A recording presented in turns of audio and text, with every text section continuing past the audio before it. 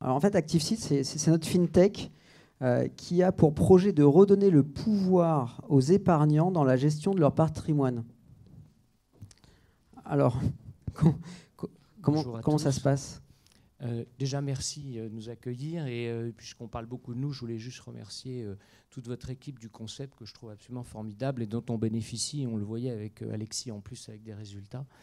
Donc merci. Alors le projet que vous avez sous les yeux, c'est donc ActiveSeed, qui est une plateforme que je pourrais qualifier de pédagogique et de communautaire et qui est effectivement adressée à l'épargnant. Donc c'est du B2C. On a développé cette plateforme en 2014. Voilà. Donc il y a eu à peu près un an de développement. Donc il y a eu une première levée de fonds avec des actionnaires privés. Nous avons validé le modèle de départ commercial avec l'acquisition des premiers clients. Et nous avons donc un projet qu'on va donc partager avec vous, d'amplifier le modèle, voilà, avec une collecte et des développements intermédiaires. Donc on est dans une phase un peu intermédiaire. Moi, ce que j'aimerais savoir, qu'est-ce qui t'a donné envie de monter en fait la plateforme ActiveSeed ? Parle-nous un peu de ton histoire. En 3 mots, hein, bien sûr. Alors je vais vous dire, en fait ActiveSeed, c'est une démarche qui est assez militante. En fait, j'ai passé des années, j'ai effectivement une formation un peu originale, j'ai fait de la philosophie et je me suis beaucoup intéressé à la relation client et notamment notre rapport à l'argent. Et en fait, j'ai eu assez rapidement dans mes jobs précédents la conviction que c'était, comme on peut tous le penser d'ailleurs, le nerf de la guerre. Et j'avais le sentiment de quelque chose qui n'allait pas. Et notamment, j'allais dire que j'avais envie de participer à la construction de cette nouvelle société qui arrivait. Donc j'ai participé à la première vague Internet en créant une banque sur le net. Et avec cette seconde vague, ce qui m'intéresse, c'est que là, pour le coup, on rentre dans le vif du sujet, c'est-à-dire que j'allais dire qu'après des simples mises en rayon, on va dire, des offres online qui sont arrivées, on attaque aujourd'hui vraiment le fond du problème. Et d'ailleurs, on parle plus de plateforme. À l'époque, on parlait simplement de portail.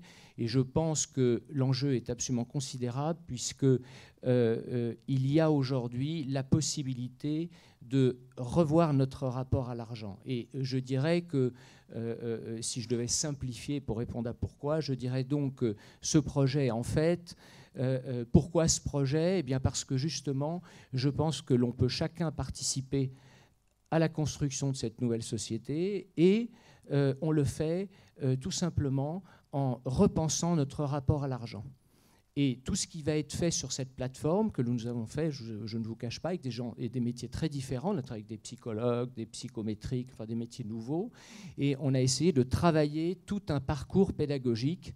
Et c'est ce que offre cette plateforme. Voilà, je ne sais pas si c'est un peu difficile Grégoire. de le développer. C'est parfait. Je voulais du coup te présenter David Grimbert et Xavier de Saint-Marc qui vont t'accompagner et t'aider.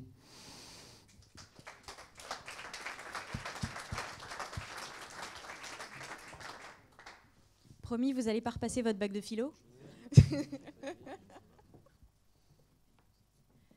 Alors moi, je voulais vous demander un petit peu à tous les deux, bon, vous avez eu le concept un petit peu en 2 mots, ce que vous pensez que vous allez pouvoir apporter et ce que ça va vous apporter aussi de participer à ce projet-là.